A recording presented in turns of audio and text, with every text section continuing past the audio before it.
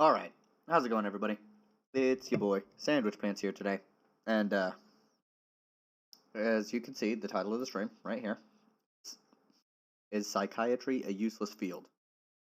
And, well, I'm gonna go ahead and come out with the hottest take on this question that I've seen yet. No. No, it is not a useless field. Alright? Now, I saw this, of course, on Twitter.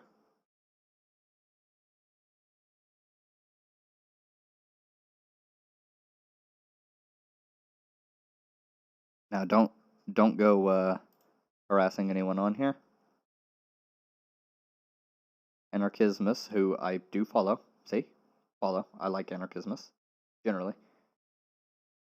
But they said, if you support prison, school, and psychiatry, I have no respect for you and spit in your mouth. Which I take some offense to. School, as an institution run the way it is not good. I don't like school. I don't like prison. But psychiatry, I have massive amounts of respect for. So I said psychiatry is a good field, if misused often to try and train our brains to be pacified under capitalism. School shouldn't be mandatory classes, but school is still good. Not compulsory attendance would make things better, I think. Boom. As a psych student, no it isn't. Now, I know what this is generally about, because we're responding in about psych. Don't know what this person is talking about. Psychiatry works. It's one of the few fields, acceptableism did a thing. I said, I'm gonna go with the amount of experience I have with the usefulness of psychiatry over a psych student. Sorry, not sorry. Also the experience, this is supposed to say, the experiences of my trans siblings who benefited from it.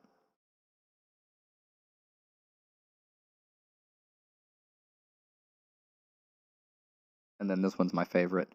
As a psych doctoral student, you're not a very good psych student if you think psychiatry isn't useful. It's abused, yes, but so is our field. So, how do I approach this when I want to say that psychiatry is good? This is how I get here. None of this individually has anything to do with psychiatry. It has to do with, generally, two major fields: sociology and psychology.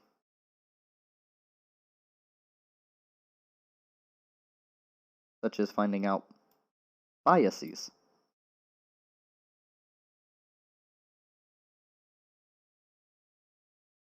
Psychiatry is also used in police work and shit like that a lot of time. Now, it does get misused. It does. But, overall, pretty solid. Where else does it help? In identifying transgender people. And helping them, well, just talking to them. You know, like psychiatry does. See, look at this.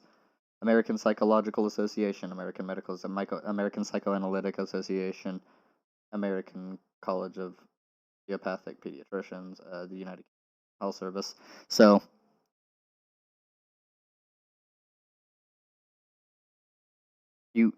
if you're a child and you seem to be experiencing some sort of gender dysphoria, go to a psychiatrist.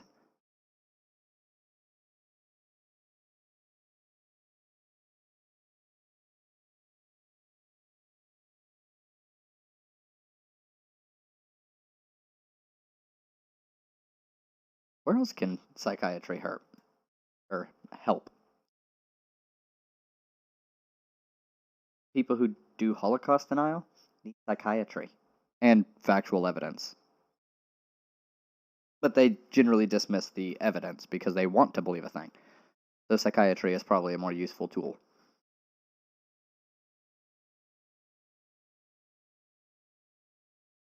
Now, here is the last one.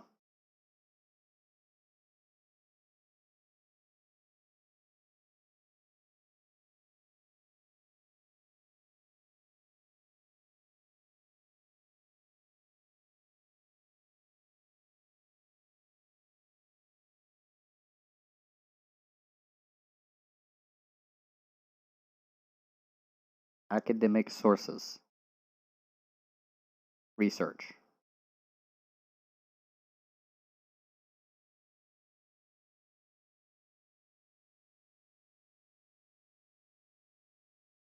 Studies depression scale measures a continuum from well-being to depression.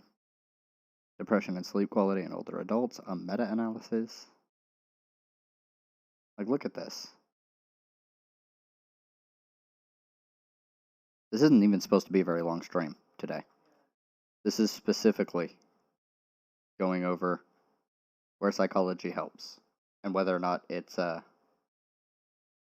bad.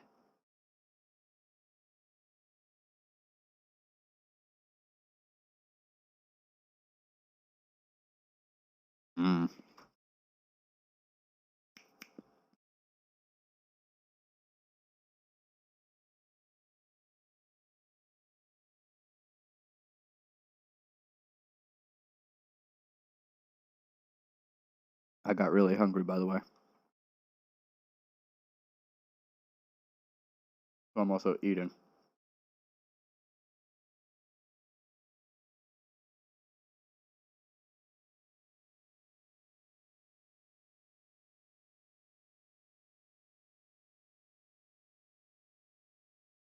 Cheers. Okay. Don't really care about that either.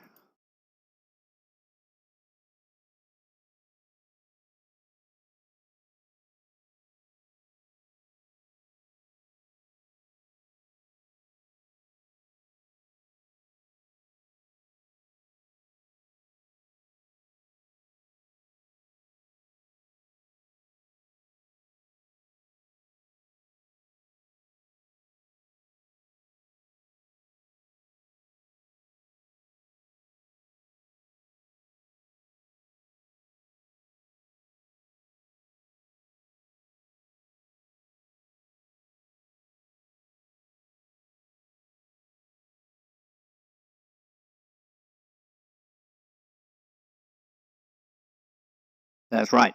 Never, ever talk to the cops. Fuck them.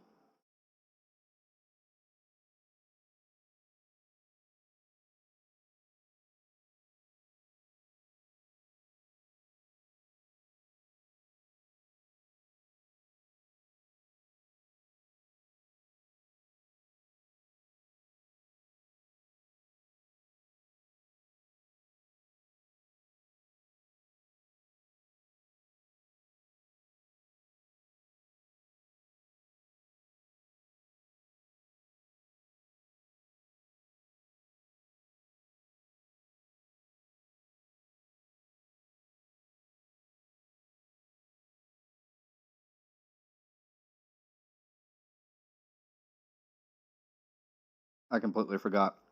Sound doesn't come through unless I hit the button.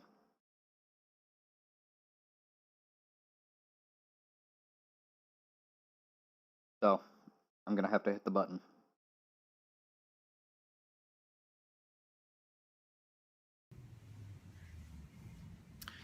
I recently posted a video entitled, "When Am I Required to Give Consent to Search to the Police?" And the answer is never, under any circumstances. You are never required by law to consent to a search or to sign a consent form. One of the examples I gave in that video has generated some questions of its own. Fuck the cops. That if the police pull you over for a traffic violation and ask to search your car, you do not have to give consent to the police to search. You can simply say, "Sir, you do not have permission to search my car." A very good question I got. Which is really good, except for when the cop goes on a rampage and starts breaking your window to pull you out of the car. Response to that example is this: what do I do if the police say, "If you don't let us search your car, we'll have to get the drug dog"? What am I supposed to do then? Well, folks, the simple fact of the matter is what the police decide to do or not to do to further their investigation is not within your control. What is within your control is simply repeating your original response. "Sir, you do not have my permission to search my car." If the police say, well, we're going to have to get the drug dog, respond, sir, you do not have permission to search my car. If the police say, you're really going to make us all wait out here in the hot sun waiting for the drug dog? Simply respond, sir, you do not have permission to search my car. Now, instead of doing that, many people at this point would just give up. It's like, oh, well, they're going to get the drug dog. They're going to say the dog alerted. So they're going to... This is true. I've actually been in several situations where they keep telling me they're going to have to get a drug dog. They don't care. They will keep you there as long as they want. They'll try and play the sympathy card. Oh, you're going to make us wait out here in the hot sun? No, motherfucker, you could leave. That's it. You don't need to search my car. Write my ticket and get the fuck out. Done.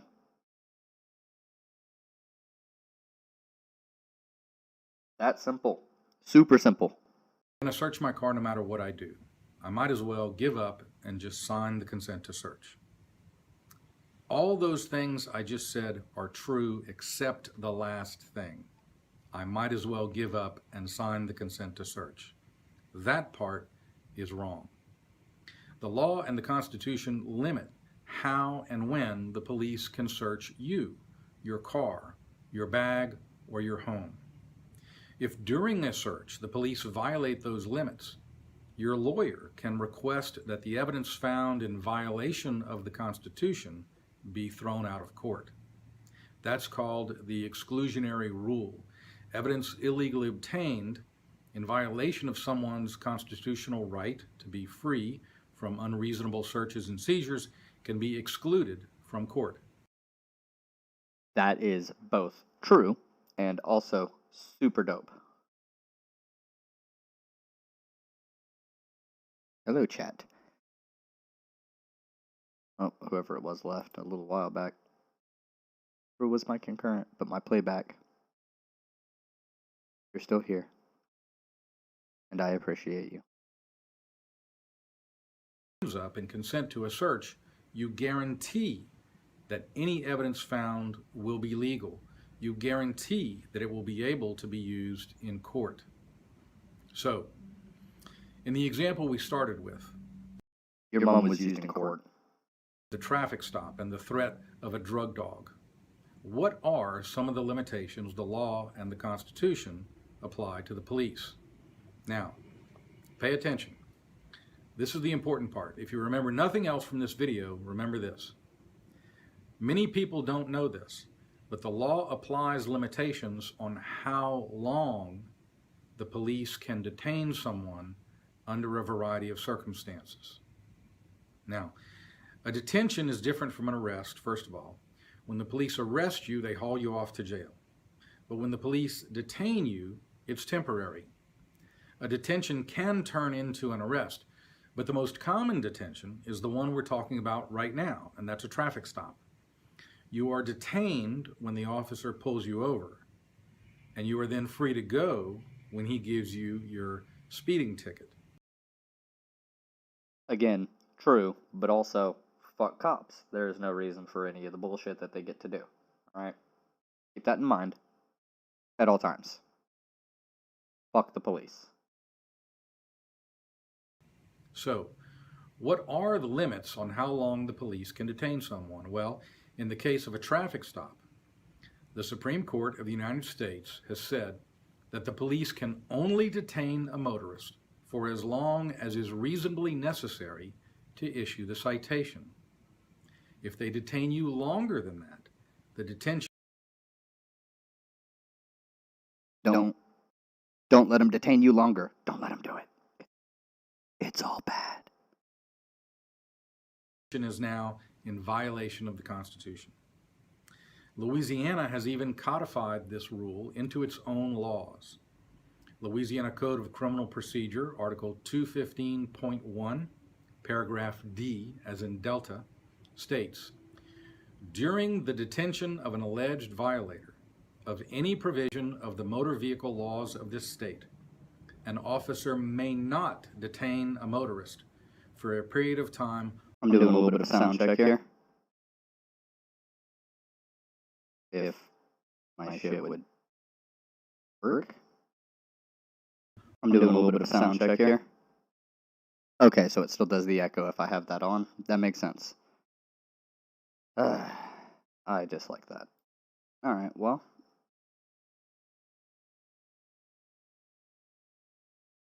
Yep, okay. Well, there we go. That would make a lot of sense, except not really. That must be an OBS issue. Properties. It should just be that. Okay, so I'm going to do this test right here. So, here we go. Boop, boop. I'm going to do this test right here. So, here we go. Yeah, okay. Still does it.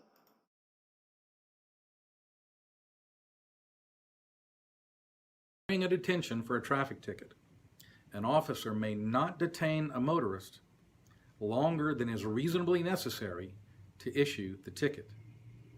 So, yes, the police might get a drug dog, and yes, they might say that that drug dog alerted, and they might search your car as a result.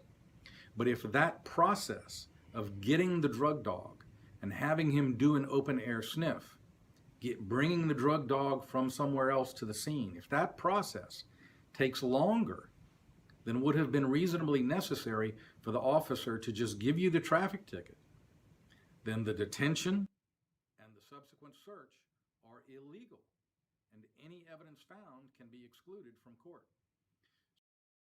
Yeah, that's just reiterating what he said earlier. Anyways, yep, okay. That was roughly what I anticipated. Let's just refresh this one. We don't need multiple things.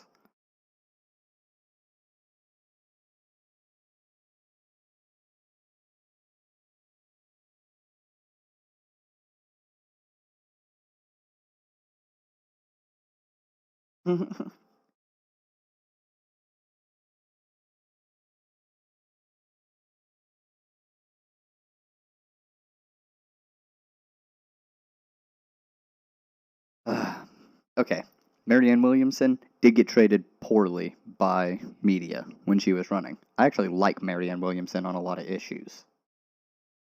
Ward Mother is decent. Tulsi Gabbard? Fuck Tulsi Gabbard, alright?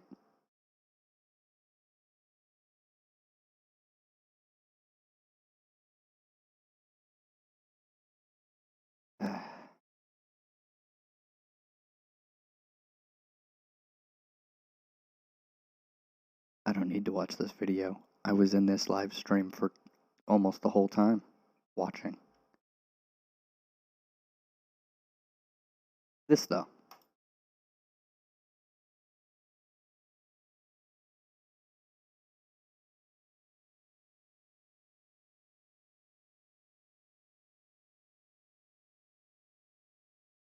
Hold on, wait. I forgot to do the thing again. But, before we restart the video, I will point out, yes, the stream is titled, Is Psychiatry a Useless Field?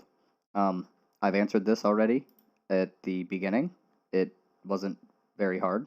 Do you think The answer is no.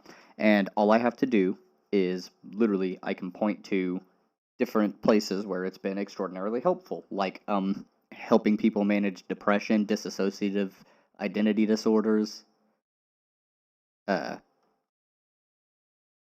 PTSD, schizophrenia, and shit like that, on top of being able to diagnose those things.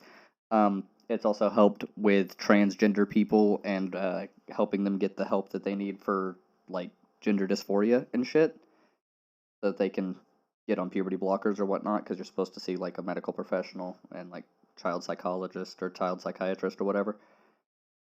The work that they do in policing and being able to, and by policing, I mean, like, getting a read on people who have definitely already committed crimes and been arrested for them, like they did with Ed Gein, I believe. They did it with Ted Bundy. They did it with uh, what was that dude's name? They did it with John Wayne Gacy.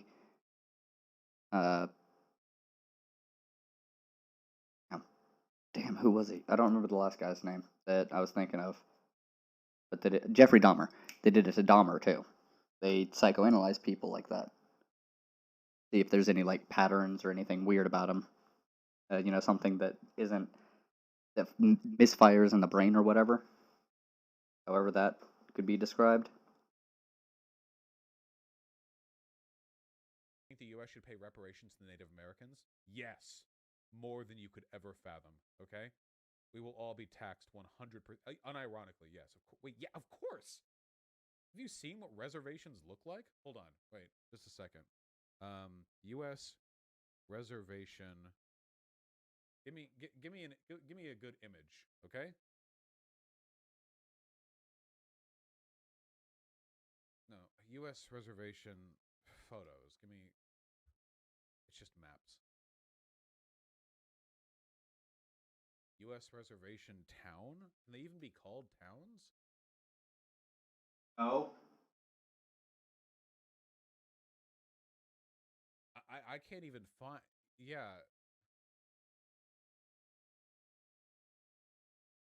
Easy clap. I mean, honestly, okay. I don't know why this is an entire segment. Sour bread. Thanks for posting it, I guess. But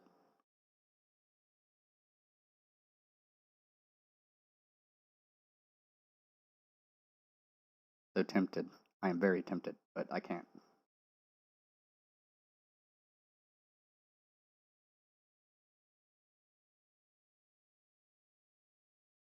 Patients when you charge them twice as much for an unimproved drug, and then you lie to policymakers when you tell us that R&D justifies those price increases.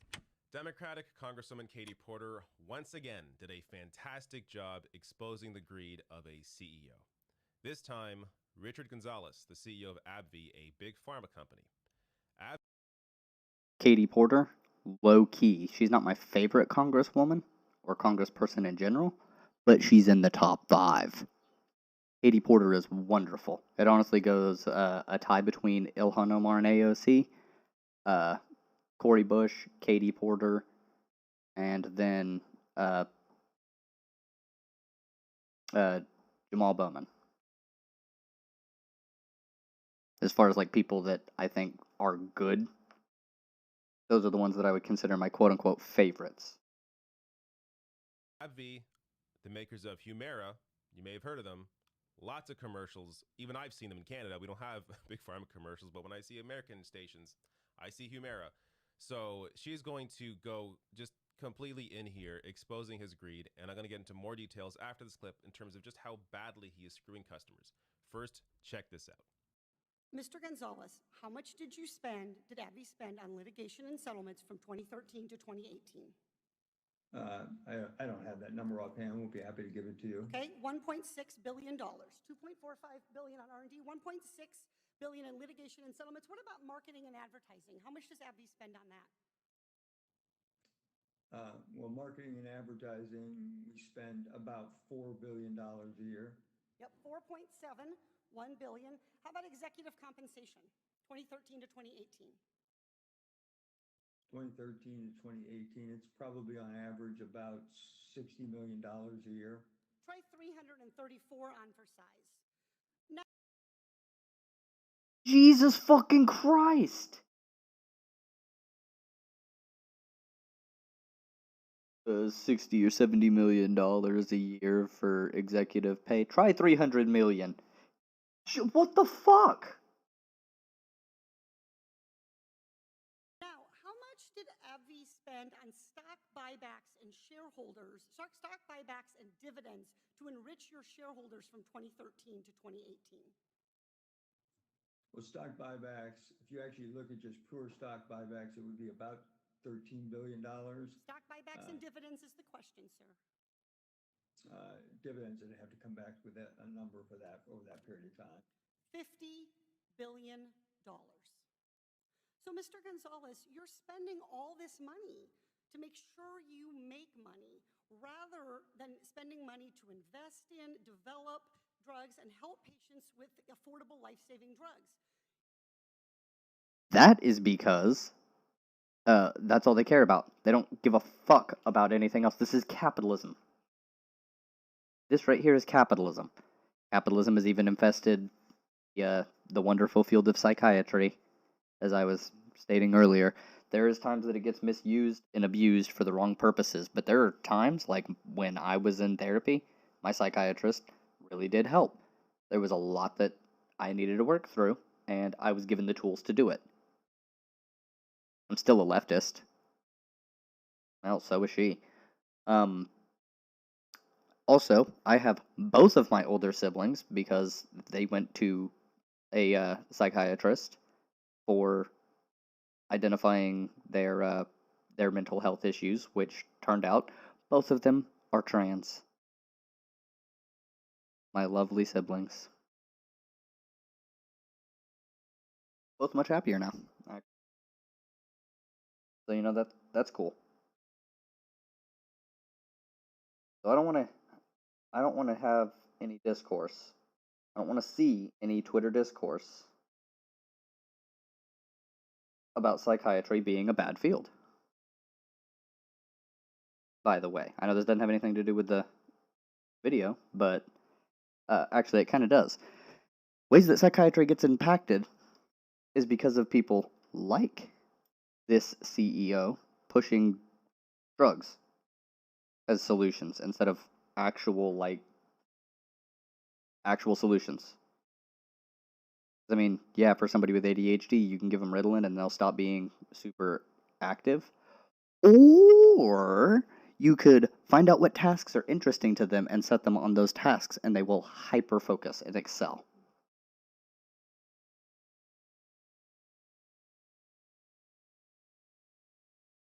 Kind of a thing, you know? Capitalism does ruin scientific fields, as this right here shows. When you charge them twice as much for an unimproved drug, and then you lie to policymakers when you tell us that R&D justifies those price increases. The big pharma fairy tale is one of groundbreaking R&D that justifies astronomical prices. But the pharma reality is that you spend most of your company's money making money for yourself and your shareholders. And the fact that you're not honest about this with patients and with policymakers, that you're feeding us lies, that we must pay astronomical prices to get innovative treatments is false. The American people, the patients, deserve so much better. What a G.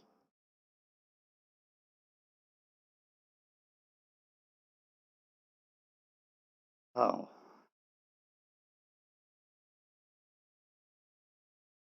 Alright, you're just gonna talk about the rest of it, about it for the rest of the thing? Don't want to hear it.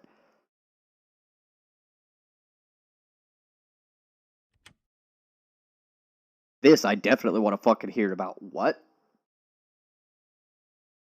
That needs to be said. I have yet to hear anybody from the Biden administration declare that. And Rashid Tlaib, where's Rashid? During a visit to the Ford plant in Detroit, Democratic Representative Rashida Tlaib confronted President Joe Biden over his unwavering support of an extreme right-wing Israeli government and the repression of Palestinians. Now, first, I'm going to show you here an image of that confrontation. Now, Fucking based. Push him left. That's what you have to do. You have to push him left. And, Jill is over here holding her back. It's not like Rashida's gonna hurt the president. Come on. She might yell at him. She might hurt his feelings. But nobody's gonna physically hurt Joe Biden. More on the exchange and what Biden said afterward later. First, I want to play for you a clip from Rashida Tlaib on MSNBC last week, just to give you an idea of what she's been saying on this issue. I mean, this is an apartheid system. I mean, Israel's own prominent human rights organization, B'Tselem, has declared it. Human Rights Watch has declared it. And Palestinians on the ground have been telling us for decades that their homes have been demolished, that they've been targeted, that violence has been met by Israeli-led forces under Netanyahu's racist policies. What we're really telling Palestinians fighting apartheid is the same thing being told to my fellow Black Americans across our country here. and that are fighting against police brutality. There is no form of except a resistance to state violence, except for the denial of people's human dignity. And we need to stop. We need to stop and look at the fact that our own country is enabling it with billions of dollars every year being issued to Israel, even though they are promoting racism and dehumanization. So to that point, the White House National Security Advisor Jake Sullivan spoke with his Israeli counterpart. He expressed the United States' concerns over the violent confrontations in Jerusalem. Do you think the Biden administration needs to take a stronger stance right now towards Israel for the developments that we're seeing there? Absolutely. We need to hold human rights. Absolutely. She's right. Like, I don't really need to say much because it'll just be essentially what she's saying. But yeah, Biden needs to bring the hammer down on Israel for this one. Truly, bring it down. Laws that are saying to our folks across the country that they have to abide by. Well, why not Israel? Why not saying to Netanyahu currently, who is running on anti-Arab rhetoric consistently, accepting violence by allowing Israeli police and military forces to side with Israeli citizens who are literally physically throwing people out of their homes. U.S. taxpayer dollars should not be used to commit human rights violations.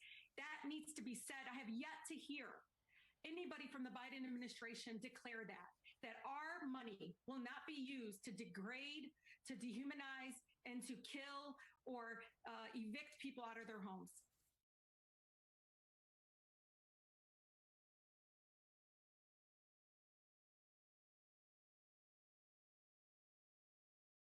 Okay.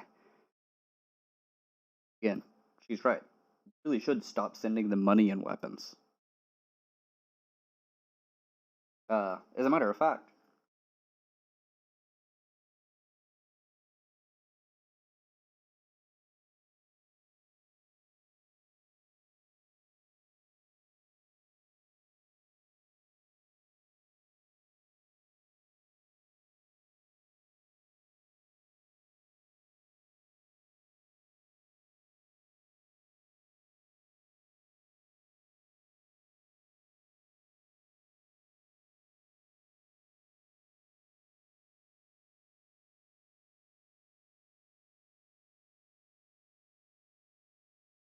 oh,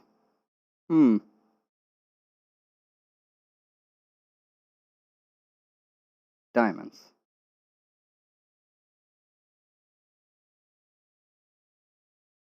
Diamonds and refined petroleum.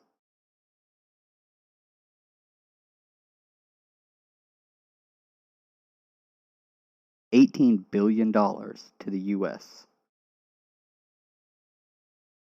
Or from the U.S. to them. That's actually the right way to say it. But, fucking hell. So if we stopped getting diamonds, which I'm fine with, diamonds are expensive and not pretty.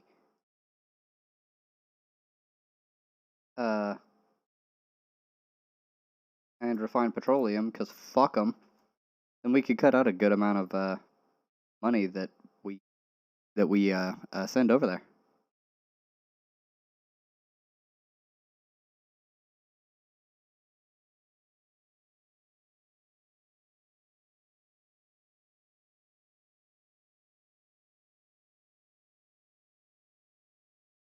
Huh.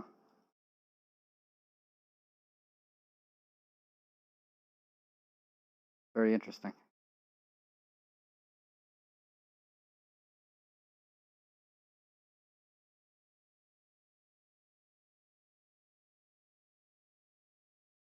Now, one can never say that Israel is an ugly place. I mean, I kinda could, because I don't like capitalism, but the land here,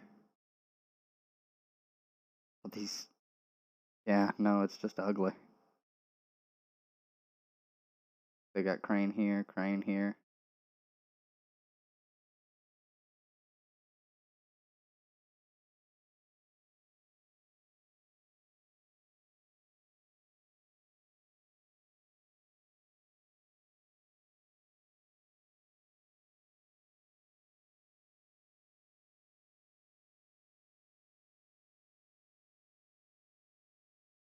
Alright. Right. And she has a personal connection to this issue as well. She is a grandmother living in the occupied West Bank. So not only is she speaking out against this right-wing Israeli government, but also speaking out against the Biden administration's enabling and support of this right-wing Israeli government that is oppressing.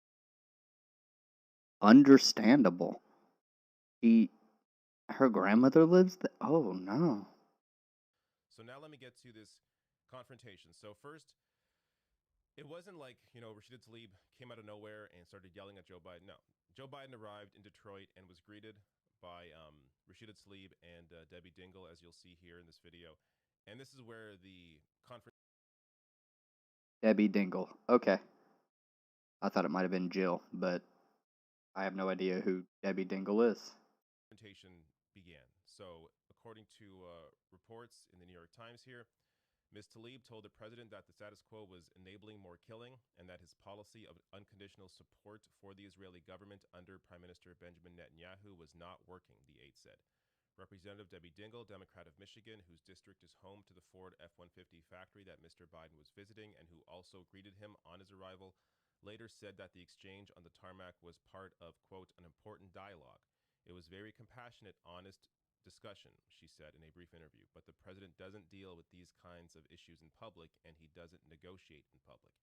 Now, after that exchange, Rashida Tlaib called out Joe Biden on his unwavering support on the Israeli government, trying here to get to him as Biden, his history on this issue, he's been more right-wing than even George Bush. If you go back and look when George Bush was president, Biden was actually criticizing George Bush for not being more in support of the Israeli government.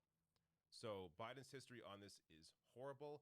And here you have Rashida Tlaib trying to get through to him through this through this discussion, and also her personal connection to the issue as well. Now, after that exchange, Joe Biden, in his appearance at the Ford plant, said this. And Rashid Tlaib, where's Rashid? I tell you what, Rashid, I want to say to you that I admire your intellect, I admire your passion, and I admire your concern for so many other people. And it's from my heart, I pray that your grandmom and family are well. I promise you I'm going to do everything to see that they are on the West Bank. You're a fighter, and God, thank you for being a fighter. Oh, how nice of Joe Biden to pray for her grandmother in the occupied West Bank.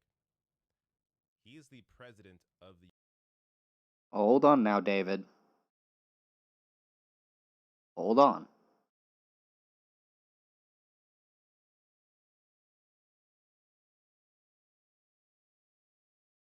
He said, I promise you I'll do everything to see that they are on the West Bank. I'll give you some time to address that part. Don't overlook it. Joe Biden's a Catholic. Of course he's going to say that he's going to pray for her grandma and her family over in the West Bank. But he also said that, it is just words. I promise you, I'll do everything to see that they are. But Biden has been fairly good about doing a decent amount of the stuff that he said.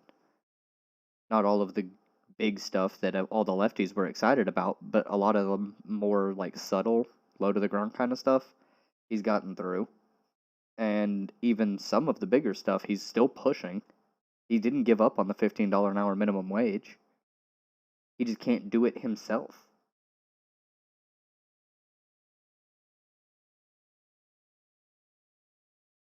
Very interesting how Biden has been governing. Because it's been, he positioned himself as a moderate, and so he does some things like airstrike Syria and still detain children in poor conditions. But he also turns around, is pushing for $15 an hour minimum wage, is pushing for organized or collective bargaining, pushing to expand unions, allowing collective bargaining in the federal government. all sorts of weird shit that's considered lefty. It's very strange. I don't know what the fuck's going on. Anyways, don't overlook that promise here, David. The United States that is unwavering in its support of the Israeli government. In fact, Biden administration just approved a $735 million weapons sale to Israel. This is in the middle of this entire 2 days ago. 2 days ago. It's still not good. I still disapprove of this. But don't make it sound like he just did it. Like yesterday or today. This was 2 fucking days ago, David. When did the, I guess the conflict's been going on for like 70 years, but the most recent clashes, I think, have been within the past 2 days. So this happened right when? crisis. As the president, you should expect more than just prayers. So I appreciate Rashida Tlaib's approach here. I do think Biden is somebody who, as we've seen throughout his career, wants to be liked. So often the positions that he takes are positions that, based on public polling, is what is popular, which is why you've seen him move on a number of issues. Though, of course, that doesn't apply across the board. You know, Medicare for all, for example, is incredibly popular, but he does not support that. So with Sadly, it's not as popular as you'd think. I mean, it does have a majority of American support, but it's not like 70, 80, 90%. It's like 53. 53%, whereas the public option has like 70% success, support. Like, I hate that that's the fact, but them's the facts. Okay? $15 is very popular, though, which he's pushing for. when certain issues come into conflict with who supports him, so a right-wing Israeli government, or AIPAC, or say healthcare insurance companies and their money that was given to Biden as well. So when those issues conflict with public policy or public perception on issues, then Biden tends to side with where the money's coming from. So, but despite that, you see here Rashida Tlaib trying to maybe get through to him on this issue, and maybe it'll do something, but I don't think so.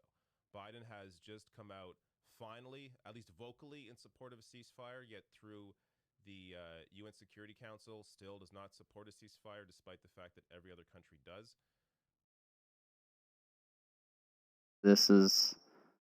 He completely glossed over Biden saying he would do whatever he could. He's downplaying Biden vocalizing support for a ceasefire because he does. Like, people don't want this conflict to keep going, but you have to play it delicately. People are just acting like we can literally tell the president to cut off ties to Israel and it'll just go fine.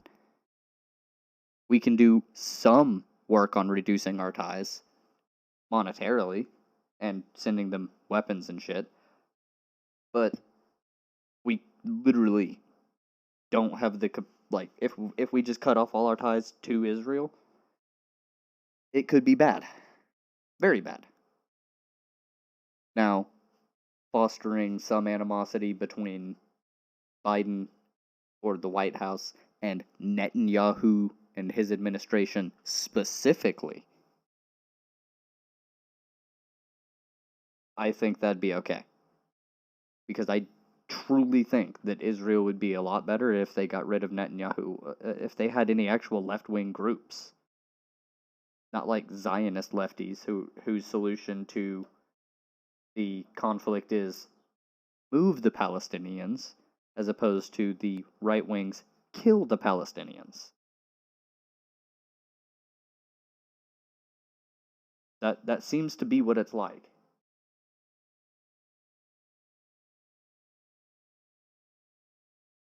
Far left and far right, and Israel is not as far off from each other as they are in America. Because what's considered far, or on the extreme, is based on the overall sentiment of the country.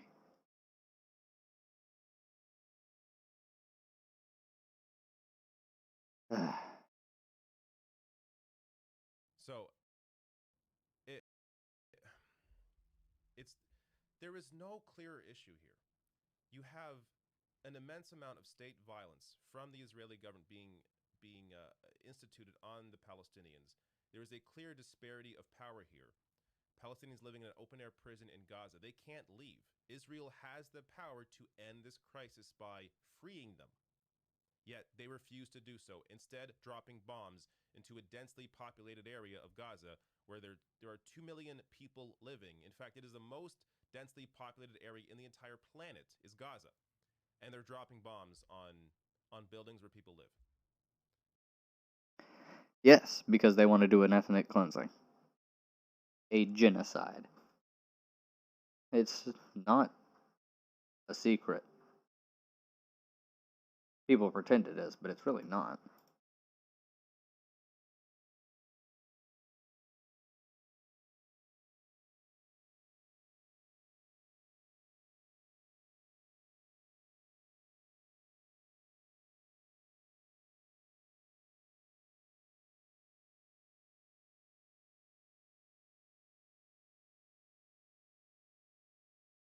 Okay. I actually have a solid critique here, which I've already mentioned. David. He came out, part of a ceasefire, after he did this weapons deal, which, not good. You're focusing in on the I pray for your grandma and your family, and overlooking the second half of that statement. Or I guess the second third. You're leaving out the middle there. You went to the beginning, and you ignored the rest of the statement entirely. You focused on the prayer part, not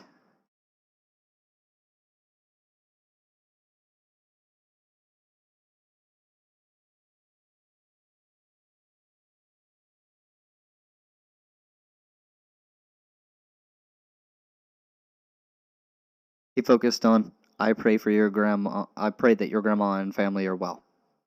Focused on that. Left off all this. I promise you, I'll do everything to see that they are well. On the West Bank. You're a fighter, and God thank you for being a fighter.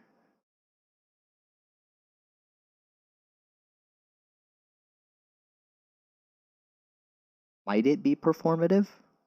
Yes. Could it be an indication of larger policy moves that he's trying to make? Maybe. I will give Biden a small amount of charitability here.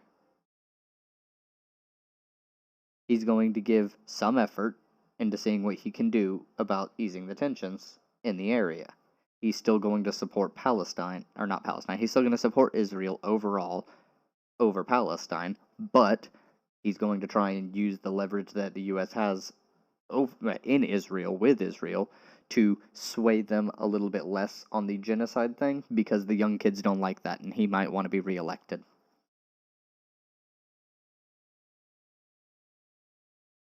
Cynical about it? Yes, but I'm going to give him a little bit of charitability. He'll probably talk to some people about doing it. Now, some of those people may go, no, Mr. President, and he'll be talked down by, like, private military contractors and the CIA and shit. You know, the usual people who are involved in coups and genocides these days. All the usual culprits.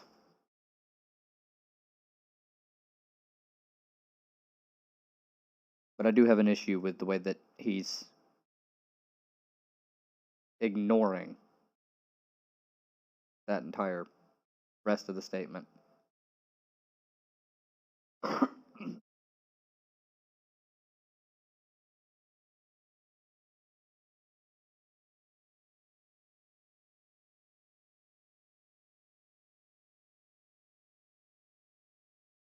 Is Joe Rogan... Okay, Joe Rogan's an idiot. I don't even have to really go with that.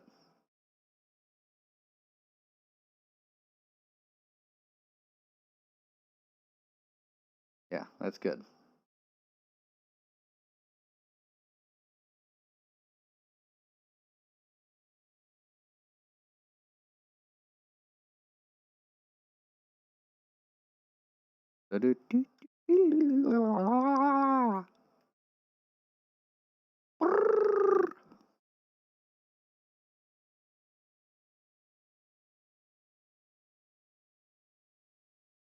I truly wish I could just play, like, whatever music I want.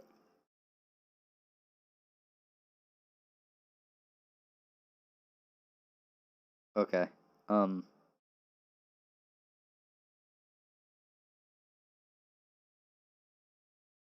I have to watch this. I have to. How long have I been going? Almost an hour. Hey, I appreciate you for tuning in. My playback homie, you've been here the whole time. I truly do appreciate you. And, current viewer? I don't know if you're the same person, having to tune in multiple times because there's something going on, you're at work or whatever, but I appreciate you if you are one or multiple people. Yeah, this is supposed to be a really short stream, and I just kind of forgot to turn it off like 30 minutes ago. Oh well. It's a thing. I guess we'll go for a little bit more. But after, like, I watch this video, so y'all get to deal with this right here.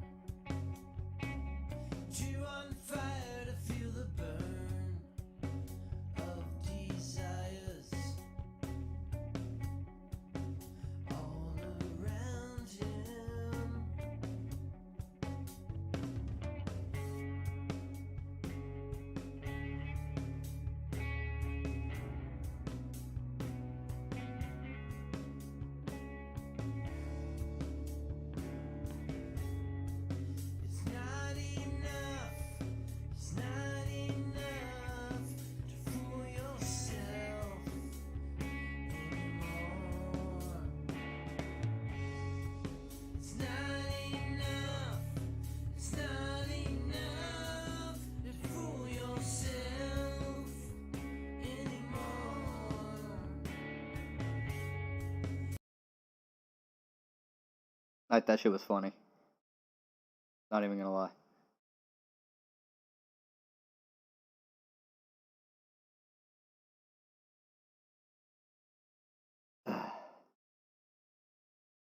What? David, you come up with the craziest stories. Alright, what is this one?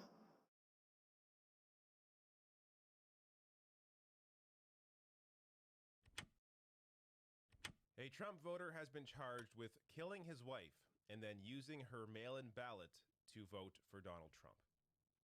Now, as I'll show you, this story, at least the voter fraud part of it, really isn't all that surprising considering this has happened a number of times before with Trump voters. So before I get to some of those examples, let me go a little more into this story. So this is Barry Morphy here. He was charged with murdering his wife and of using her mail-in ballot to cast an extra vote for then President Donald Trump. This is in Colorado. Last week, the man was charged with murder in the disappearance of 49-year-old Suzanne Morphy, whose body has not been found. And this week, CNN reports that a warrant was issued this week alleging Mr. Morphy committed voter fraud by submitting his missing wife's ballot, but with his own name printed on the signature line. From CNN here, whenever His own name. Are you serious? That, oh my, no.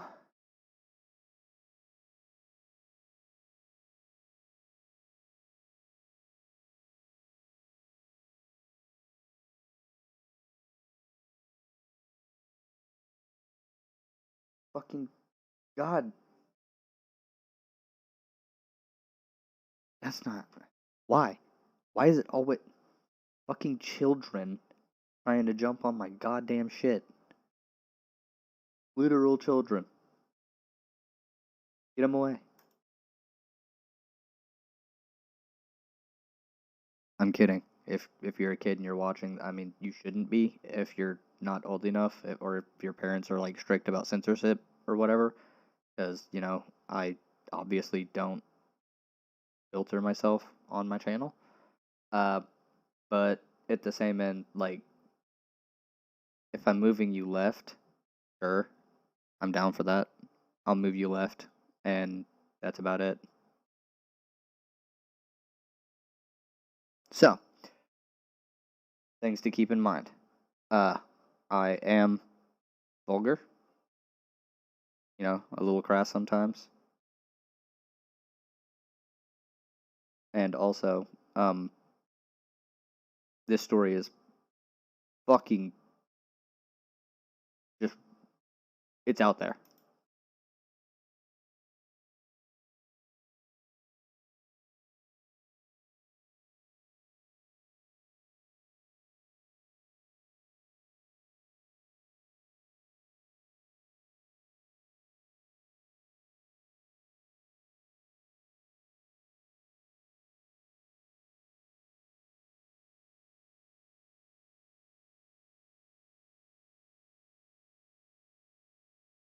Well, the I didn't know defense doesn't fucking work, which in some instances I think is a little ridiculous because there's a lot of like old laws that never just got repealed because they're so old nobody remembers them, or they're like super new and obscure.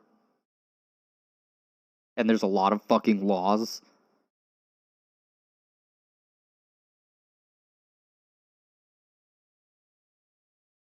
Talk about the TDS. Not really, I'm kidding. But David's got Trump, husband, Trump, Trump, Twitter, Delaware, Trump.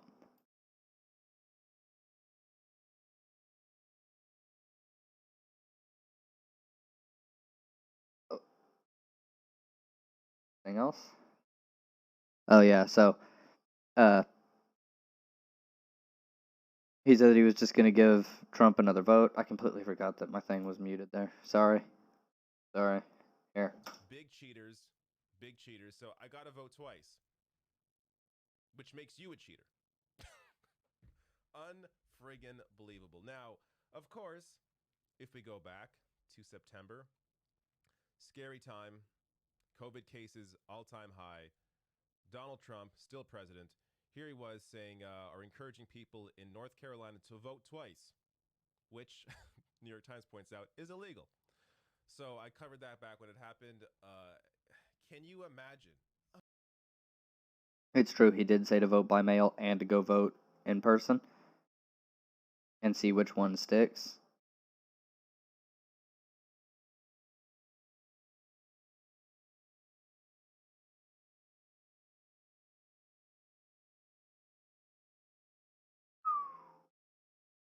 Yeah, that story is just fucking off the wall.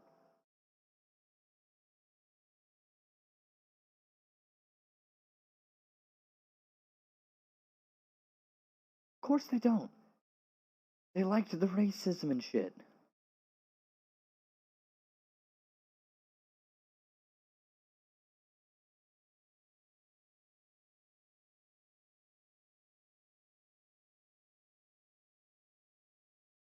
Yeah. Wait, is this John Zerka?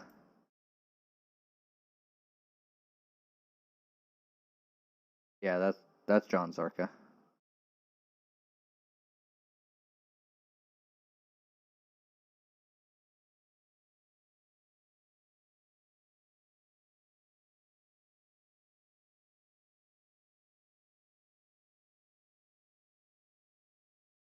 Yep. Yep. Yep. Okay. Right. It's John Zerka.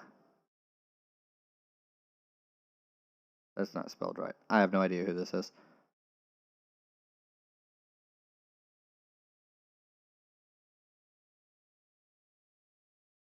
This man needs his own show.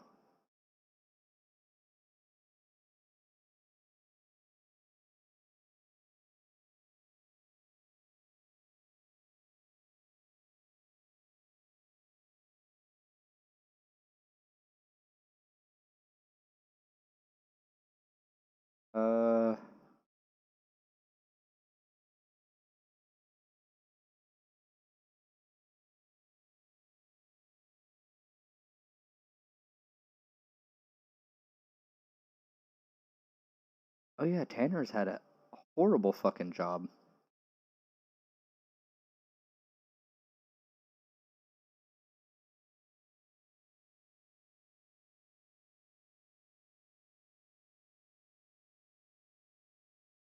Tofu knife?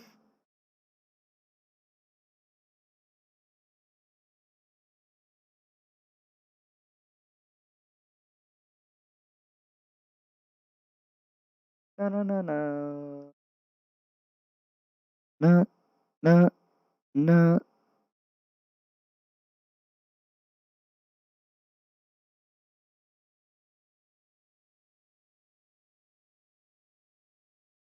I have to know.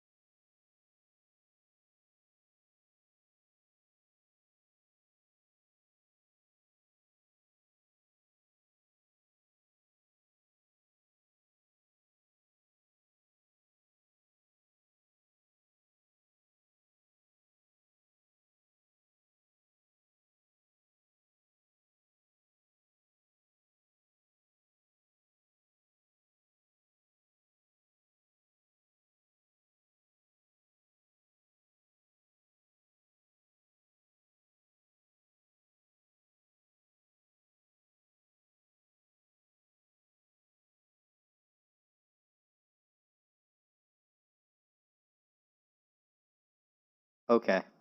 Not gonna lie. Alright. This is the bop. And I had the thing muted. I had to see if it was... Yeah. No, this is a bop. There's some whores in this house. There's some whores in this house. You have to actually hear the flow, you know, and the beat. There's some whores in this house. There's some whores in this house. There's some whores in this house. There's some whores in this house. There's some whores in this house. There's some whores in this house. Hold up. Okay, folks. Hypothetically, you're a snowflake, I'm your enemy. We debate, you try to get the best of me, but you get destroyed, and then I move to Tennessee. My wife is a doctor who can't get a wop, but it's only because she isn't a thought. Can't you get wet? No, she cannot. This is the reason I'm spitting a lot. That's free speech, I say what I want. I happen to like the system a lot. Over 99 genders, when will it stop? This is the future that liberals want. Everything on the left is absolute insanity. I love Fox News, I salute Sean Hannity, but the Daily Wire is a classical masterpiece. I'm tired of these liberals issuing demands to me. Why won't you reply to me? ALC, send me feet pics quietly. You treat me just like Pelosi. You making me taste defeat when I'd rather taste your feet. Don't tell on me, no do-re-mi. The memes are why this came to be, so don't blame me. There's some whores in this house. There's some whores in this house. There's some whores in this house. There's some whores in this house. There's some whores in this house. There's some whores in this house. There's some whores in this house. There's some whores in this house. Hold up, I only spit facts because I actually don't care about your feelings. And I don't care about gay marriage, snowflakes, or glass ceilings. That's right. Maybe one day I'll end up in the White House, at which point you can all give me some Monica. You don't know what that means? Ask Hillary Tubby. It's the thing that's under my yarmulke. Shit. It's rude.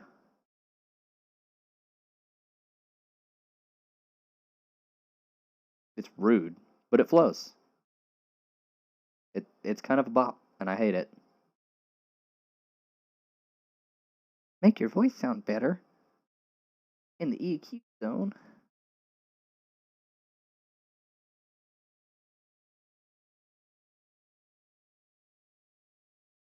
Huh.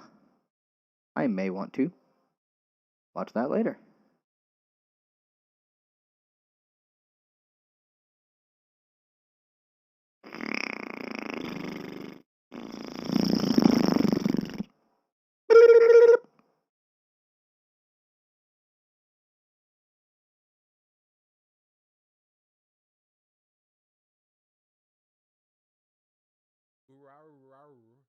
Aurora. Yeah. True. Fucking accurate. That's this one, too.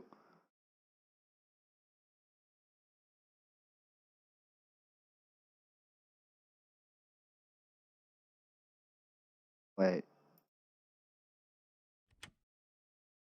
Tlaib is right. That makes us complicit in an ongoing crime against humanity. Fox News had quite... What? Geraldo? What? What? Sorry, I forgot that the thing is on, and that's gonna give you a fucking echo. I know. It sounded really bad, didn't it? Now it sounds less bad. The fucking Geraldo... What? The Awakening, as Geraldo Rivera, who describes himself as Jewish and a Zionist, stood up for Palestinians during a discussion on the network, and it is as amazing as it sounds. So it starts here with him defending Rashida Tlaib's comments about Joe Biden's unwavering support of the extremist Israeli government. Check this out. Geraldo, it sounds like you are sympathetic to Tlaib's argument here. I am indeed, Martha. I think that people have to recognize what Gaza Strip is. It's one of the most menacing, melancholy places on earth that I've ever reported from. It's a 20-mile long strip of desert by the sea. 2 million Palestinians trapped inside by a brutal blockade enforced by Egypt on the southwest, Israel every place else. It's a crowded cesspool, highest unemployment on earth, over 50%. Everyone and everything going into and out of Gaza is controlled by Israel. Electricity, fuel, airspace, ports, cell phone service, even who gets to farm those meager fields they have. It's effectively one of the world's largest prison camps, and it's being bombed with bombs supplied by the United States of America. It's outrageous that we gave Israel these hundreds of millions of dollars worth of weapons without insisting on a ceasefire now. Why not a ceasefire now? Holy shit. Dude. And of course, I don't know if you noticed a little Fox subtlety here. I'm just going to play the clip because, I mean, do you see what they're doing here? This is them showing Hamas rocket fire. Trying to be like, oh, but Hamas shoots rockets out. When he's talking about the... Pretty fucking disgusting, really. In a minute, I will get to the dishonest propaganda coming from Katie Pavlich in response to Geraldo. But first, damn. This is incredible.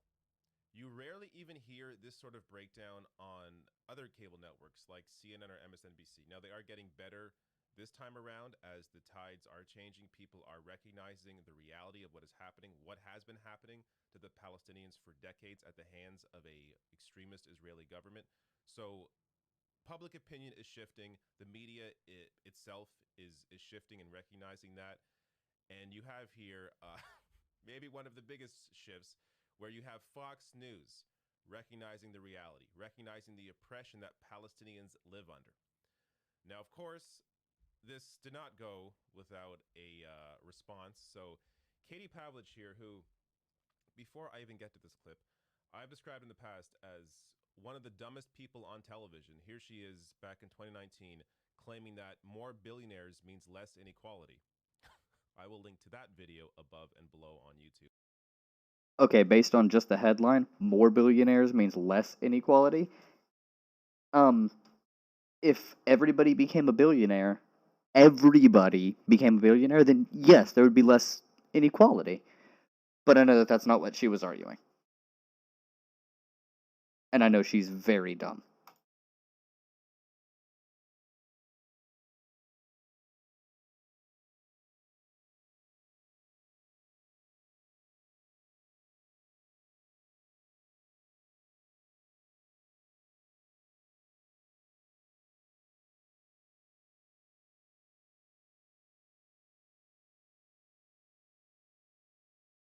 Also, when they made... I'm sorry that that was not unmuted. I'm sorry that that was not unmuted. Because holy shit, that is the Most ahistorical fucking thing I've ever heard. This dumb fuck. Oh my god. Propaganda full of lies.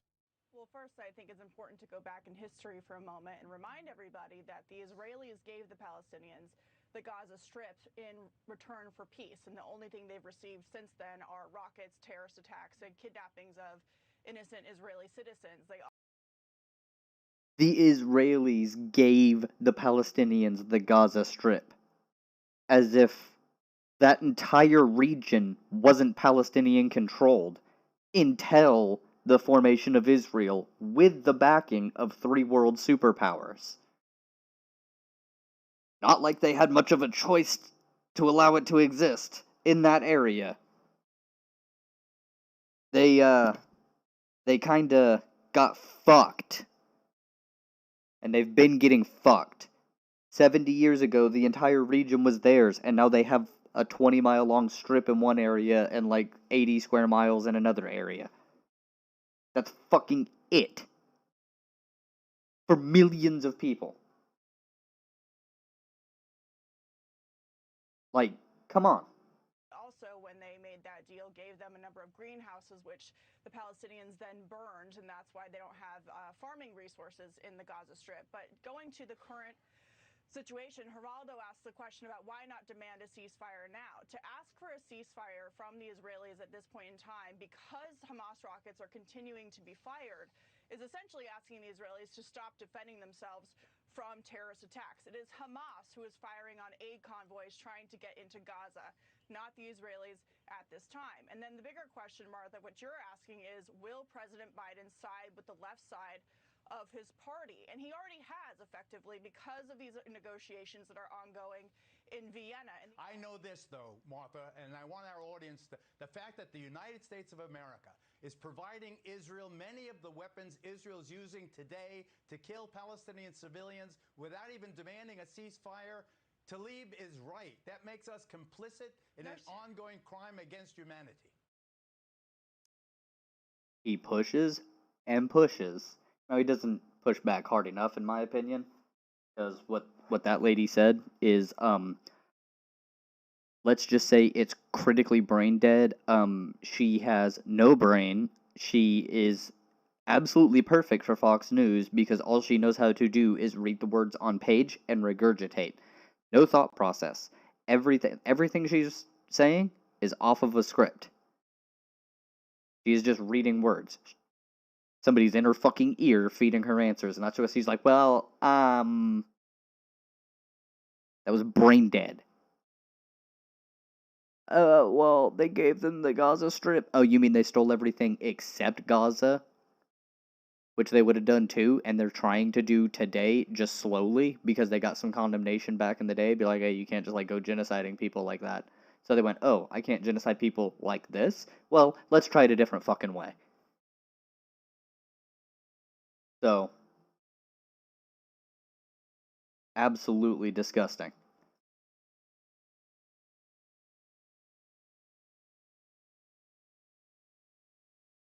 It's not Israel trying to bomb the aid caravans going into Gaza. It's Hamas.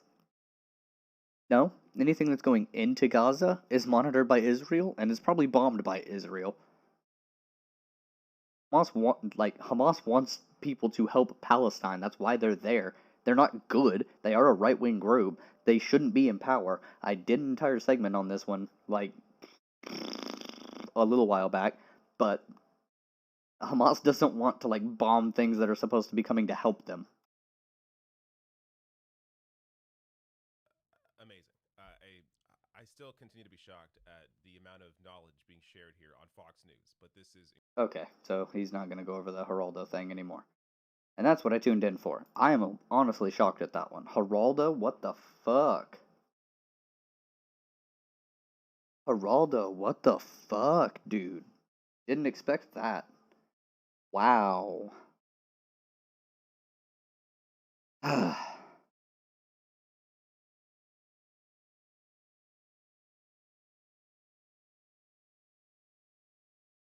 Dennis Prager does understand communism. Check this. Communism is beautiful.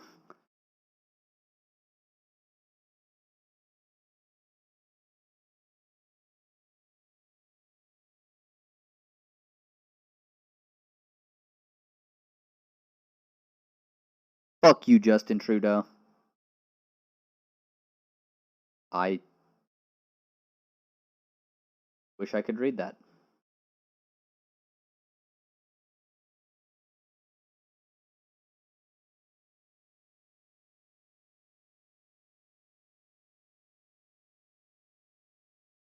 What? Okay. Also add to the watch later.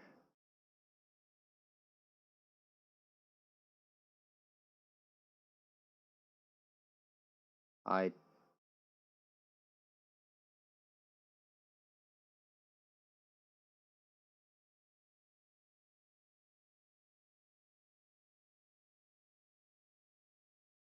Okay.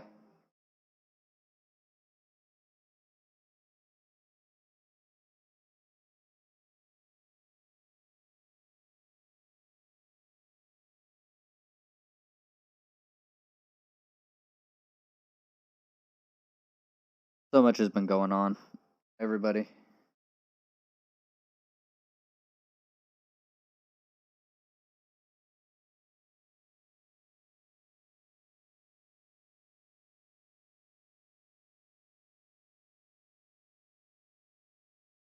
See, I'm not even opposed to... Whoa. That is not what I wanted to do.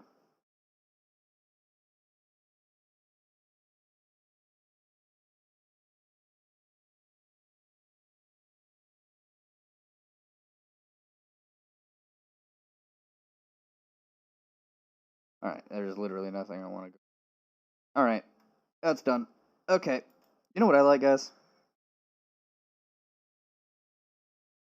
One of the things that I really like, especially more recently, is the fact that when I get home, I can stream. I can talk literally about whatever I want. You know, we can talk about anime, which I watch a decent amount of. I read a decent amount of.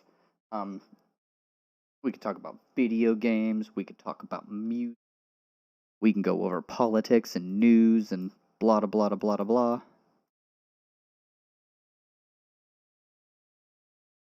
But also, if I want to, I can just watch anime or play games. Now, I have all these games here. Some of them are for stream, some of them are just for me. Fighters, I can't play without another controller. Galciv, that's kind of a mix. I play it alone, I play it on stream. Outriders, my shit tanks trying to run Outriders and streaming on Twitch. It probably will for YouTube as well. Soul Calibur, I can stream. Just Cause, I can stream. I don't even know. A Bewitching Revolution, I could definitely stream. It was in beta when I last played it, and it was really fun, I'm not gonna lie. Alien Isolation, I do stream. I'm supposed to stream it tomorrow on my Twitch, and Pine is very interesting, but I kind of like it. Anyways, hour and 22. I am not big streamer boy like all these other like Xander Hall and Bosch and them.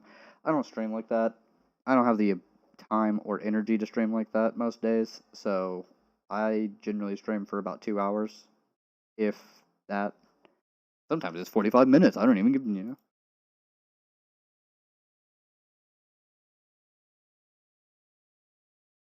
know. Today wasn't that bad though. It was actually kind of chill.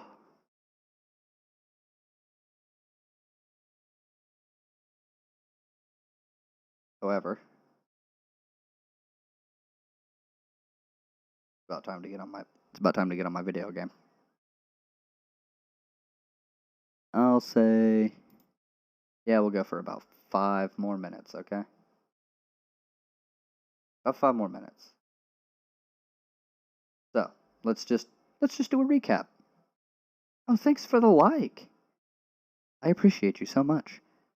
Recap of the general thing of the stream. here in the beginning was me talking about psychiatry and if it's a useless field, to which the answer is no. It helps with all sorts of things, like, mental health problems. Children who have gender dysphoria go to a psychiatrist to be able to get on puberty blockers and shit. It helps. There's a lot of shit. There's a lot. Just an astronomical amount of work that psychiatrists can do. So, psychiatry, very useful field. So don't be dumb. Don't ever take anybody seriously who says otherwise. And then the rest of this is just me going over random shit. Whatever I feel like. Also probably making some weird noises, because that's me.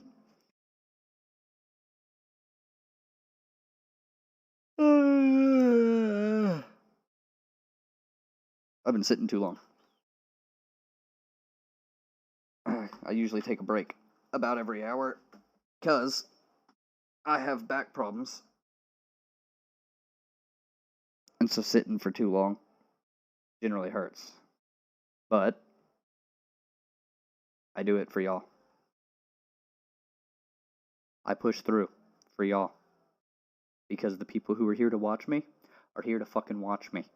And I don't want to disappoint. I try not to disappoint. I probably fail a lot, but I try. Ooh, here's something fun. Well, and a thing. Anyways, here's something. I have a few things. I've pulled this up a decent amount. I created this motherfucker a while back. It was some general research highlights over North Korean history, which starts with the history, like just being Korea, until around 1848, and then the history and economics and shit of North Korea, more specifically, since then. I will eventually be taking this and synthesizing it into a Google Docs, but I didn't want to have Google Docs open while I was doing this. I don't know why. I don't. I really don't. Actually, I do, because I don't ever clear out my spam requests in my Google Docs. So there's like porn spam requests from, spam accounts. Not something I necessarily want to be opening here on stream. And then you've also got, free decommodification of food.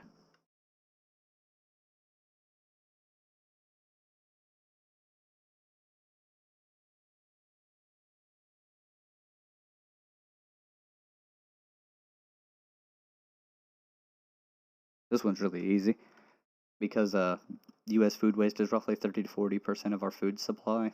It's not profitable to feed everybody. Around 31% is at retail and customer levels, which means the rest of it, at consumer levels, which means the rest of it is at production. And supply, spoilages, faulty equipment, exposure to pests, mold, etc. There's a lot that goes on. And then there's the imperfect, quote-unquote, vegetables and fruits and shit that people will just pass by that are perfectly good until they go bad. They just don't look as good. So a lot of that just gets tossed. Things not to do. Reduce food production. Throw out less desirable looking produce.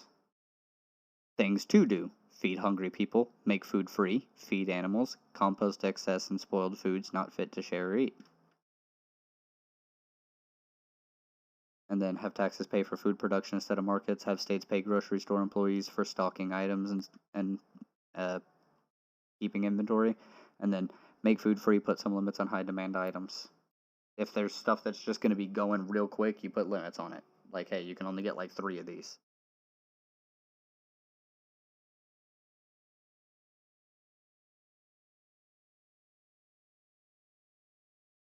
I think that's pretty fair. I have just real basic shit on some economic system overviews. And that's going to be it. All right. That's the end of this stream. We're done. We're out of here. Thank you all for watching. Honestly, I really do appreciate it. You all take care. Enjoy the rest of your day. Hopefully you've been enjoying it so far. Hopefully you've enjoyed the stream. And if you have, consider hitting that subscribe if you haven't. Hit the little bell thing so you get the notifications when I go live, because I don't upload all that often. I just go live here a lot. What else? Hit me up on Twitter, at Sandwhichpants. We'll deal with that in a little while. I'll put my socials up somewhere. They're in the About Me on the channel.